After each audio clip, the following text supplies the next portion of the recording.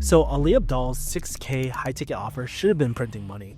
Think about it, 6 million subscribers, insane trust, raving testimonials from students inside the program. We even pulled in 150K in our final month with just one closer, who was me. Humble brag. So how did we lose almost 200,000 before Ali shut it down? As someone who was his head of sales, I saw what most people didn't, and the real reasons why it flopped. And here's the thing, I tried to fix it, but the team didn't want to make changes that I'm about to share with you today. These 3 changes, in my opinion, would have saved the offer and can help you make your offer sexier, charge more, and actually make money. But before I tell you what I changed first, we need to figure out the real problem. Because here's what most people get wrong about high-ticket offers. So during my interactions with our team, the team thought we had a lead problem, not enough people applying. But the real problem in my eyes was that we're bleeding money on every single sale. Let me explain using boba as an analogy. Business is kind of slow. Boba shops are everywhere. So you drop your prices to get more customers and you drop it to $1 per cup. And it works. People start flooding in and you're selling 5 times more than your competitors. And this week you sold 2,500 cups in just 1 week. That 2,500 hits your bank account and you feel like a boba business god. Until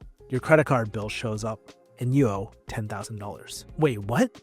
You're making sales, but you're still losing money. Here's what happened. What you didn't realize is that each cup costs you $4 to make. This includes the ingredients, the staff, the rent, plus giving free boba to that ABG for promotion during peak hours. And the more you sell, the faster you lose money. And this was what I suspect was happening with the accelerator. While the team thought we had a lead issue, the issue that I saw really early was profitability, which is the first thing I'll change. So how do you increase profitability? So when I first joined Ali's team, I kept on asking the question that nobody kind of wanted to hear. Are we even profitable? Which honestly is kind of a compliment. This one felt like we're almost giving away too much.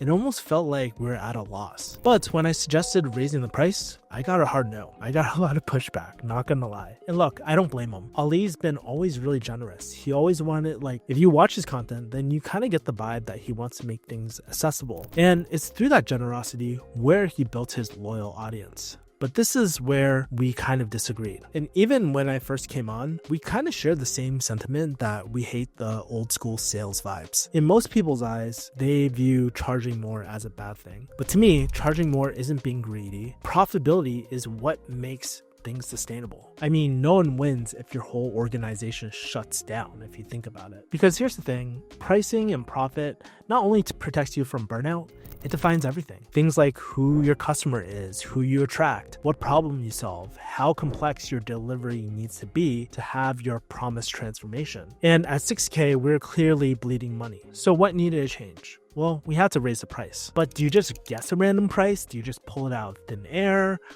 Not exactly. How do we do this without simply guessing out a price out of thin air? And it's pretty simple. We need to decide our profit margin or the amount of profit that we want to make from each unit. And then we reverse the price. And even from the get-go, Ali wanted higher profit margins. Let's call it 50% profit margin. It was kind of non-negotiable. Now, some people would be like, well, why are you asking for such a high profit margin? And some people might debate that. But at the end of the day, this is your brand. You can charge whatever you want. Doesn't mean people will buy, but you can charge whatever you want, especially if it's your brand. So I ran the numbers. So assuming that we lost 200K, the break-even point for this offer was about 7K per student. And if we wanted to make a 50% margin, we would probably have to charge $15,000 per student. And honestly, with the right positioning and clarity of who we're selling to, Ali could have easily charged 30, 36K, just like other premium masterminds like Sam Ovens and all these other people. And you might be like, well, how do you know, Kevin? It was because literally people said it on the sales calls. And that's why taking sales calls is so important, because you literally get direct access to your customers. And that's how I was able to build this like sixth sense. So yeah, charging more was totally possible. But here's the catch. If we charge that much, it wouldn't be the same market that Ali was targeting. The offer wasn't really positioned for people at that price point. Which brings me to the real question. How do you reposition the offer to justify this new premium pricing? And this is how we make the offer sexier without extra work. Let's be real, just because you charge more doesn't mean people will buy it. And sometimes with beginners, they have to put in more work. They have to add more. But your offer needs to look, feel, and sell differently. Let me give an example of something that my friends almost bought. So in 2016, Supreme Hypebeast brand, they released a literal red clay brick with the logo on it for $30. This was the time when they were selling random stuff like fire extinguishers and all that sort of stuff. And the crazy part, it sold out instantly, and people were literally flipping it for hundreds on eBay once it sold out. But let's be honest, if you wanted a red brick, you could go to Home Depot and probably buy one for like $1 or $2. And if you lay these like 2 bricks, one from Home Depot, one from Supreme, nothing really changed except the brand, the positioning, and the story behind it. That's what made people pay more. The product didn't really change, but the positioning and perception of the product did. And your offer can work the same way. If you want to charge 15 to 30K, you don't always need to rebuild the offer. You just need to make it feel like a 30K brick. Okay, so how do we do that? There's a few steps. The first step is reposition the offer around the right buyer. So let's say we increase the offer to 15K. If we're going to charge this much, then who can buy it without thinking about it, really? In my opinion, I like using the 10% rule. This is something I kind of observed from like Chris Do. But if your offer is 15K, your buyer likely makes around 150K plus. And in this case, most likely it's someone who's a business owner. They're a high income, like sort of occupation or 9-to-5er. They're creators who already have momentum and have a team. In Ali's case, this person is probably not watching a how to study video by Ali. They're probably someone who also follows Hormozi and wants the business insights and the YouTube insights from Ali himself. And so there's a lot of different options, but you picked one that you resonate most with. Okay. What's the second step? The next step is to sell the problem that they actually care about. So now that we know the type of person that we're kind of helping, we want to cater the offer around there. It's kind of like getting a custom suit. It's not meant to fit the general masses. And so when I first started helping out the team, I noticed that they were always kind of featuring, like promoting the features, not the benefits. They were always selling like what the accelerator was, but why people should care about those things or why people should really buy it. And for this market, money isn't necessarily the problem. It's time, it's energy, it's resources, specifically non-monetary resources. And so as I was taking sales calls, something that I kind of realized was that most of these high income buyers already had like a creator team. They had a editor, a thumbnail designer, all these different pieces, but the team wasn't running efficiently. What I identified really quickly was that these people wanted a team enablement solution, meaning their editor, the strategist, their ops person could get real-time feedback on their end systems without pulling time and energy from or attention from the founder. The person before me, they would focus on the features. But for me, I would focus on the pain points and aligning those solutions to that specific person's pain points. And that was the offer. If you're still unsure of what problems to like test out or try on your sales calls or what problems to focus on, I would honestly check your sales calls recordings. You can use something like Fathom or any other note-taking app and then run it through something like ChatGPT or Google Notebook LM, or even this new tool that I'm using called Poppy, where you can actually link your transcripts and customize your sales scripts to your ideal prospect. Super cool. I'll probably do a full video on it, but if you want a sneak peek, they also have a 30-day back guarantee. Link is in the description below. But especially with AI, you can start seeing the real patterns, the $30,000 brick insights that actually drive buying decisions. And that was the big gap I saw. The team was kept on selling what was inside the accelerator, but not really focusing on why people should buy, also known as the benefits. Okay, so now that you kind of know the problem that you're kind of solving for, which leads me to a third part. After you kind of figure out kind of the problems that you're solving for, who you're targeting, the number one thing is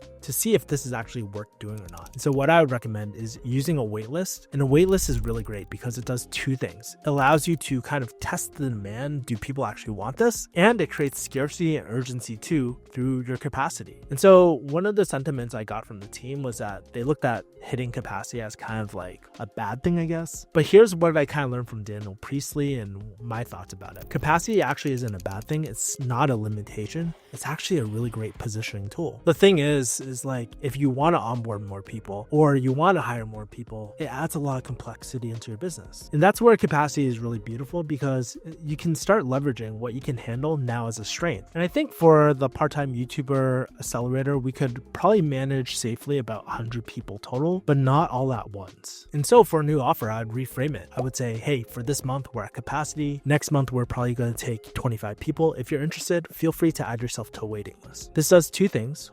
One, it creates real urgency without fake scarcity. Urgency is buy now. Scarcity is like we have X amount of slots. And then the second thing is it gives you a way to validate demand before rebuilding anything. Okay, now that we have a strategy of how to increase pricing, the real big question is how do we consistently bring in new premium clients without relying on Ali's existing audience? So let's break that down next. Here's how to bring in higher quality leads. Let's be real, positioning and pricing are great, but none of it matters if no one enters your funnel, your ecosystem. And so when I looked at Ali's setup, we had way too many CTAs, call to actions float around. So a CTA is basically like, oh, check out this link about this product, whatever, right? It's the thing that you want them to do. And since we had multiple different products and all these different things, we had so many call to actions floating around. Some went to the YouTube course, some went to the email list, a few went to the $1 YouTube offer. And then we had a few videos pushing to the accelerator application. Now, not to say that is wrong, that can work, but it's kind of like asking someone to marry you after a first boba date, right? They just see one video and bam, they're applying to this program. There's no warm-up, no context, no idea if they're even a good fit. And while this may work if they've watched a lot of your videos, it's not good for a first impression. And this is where a good lead magnet comes in. In the book, $100 Million Leads, Alex Hormozi talks about creating an irresistible lead magnet. Not only a way to get leads, but to get engaged leads. But here's the thing about lead magnets. We're not in the early days of the internet anymore. No one wants another crappy PDF or another free training that's really a 45-minute webinar pitch. They want something that's more interactive, more personalized, and a bit quicker, honestly. We needed something that filtered for the right people and made it fun to engage with. We needed something kind of like Spotify Wrapped. Let me explain. So you know how every December Spotify drops Spotify Wrapped and it kind of showcases music that you listen to, most listened to artists and all that. And everybody on social media is sharing theirs. Spotify is like, here, you listen to 100,000 minutes of R&B this year. You're introspective gym rat entrepreneur with a Drake addiction with a soft spot for sad girl playlist at 1 a.m. And then you're just like, yup, that is me. I am that sad girl at 1 a.m.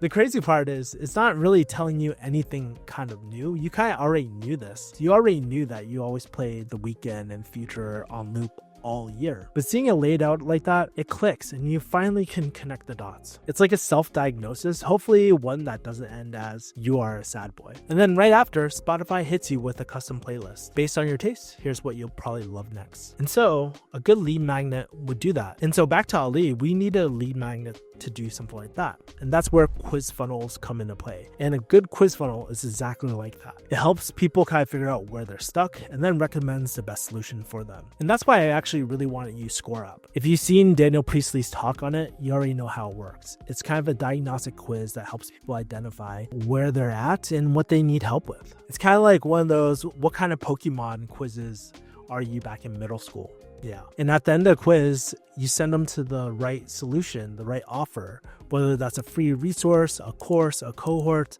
a one-on-one program. And that is the beauty of ScoreUp. You can capture a lead, you can diagnose the situation, you can recommend the solution that actually makes sense. And even better yet, it's only one single link that you can just drive people to. You don't have all these different links floating around. But in Ali's case, he already had one, but it wasn't really optimized. It didn't really route people based on the actual level and didn't really send them to the right next step, which meant we were probably losing leads and probably was really confusing if you went through this quiz. If you're kind of curious about ScoreUp, I'm doing a product review on it relatively soon, but if you want to check it out, they actually have a free plan. I've dropped my affiliate link below for ScoreUp, so you can check that out. Believe it or not, the week that they're about to kill the offer, I was actually looking at our ScoreUp. So yeah. But anyways, so there you have it. That's exactly how I would fix Ali Abdaal's high ticket offer before it died. The truth is, I learned a lot working behind the scenes, not only about sales, but how creator businesses actually run and kind of break. So if you want more breakdowns like this, especially on Ali's business model and what sort of things I learned, I put together a whole playlist that dives into the business side of YouTube. You can check it out in the description below. Or if you want to keep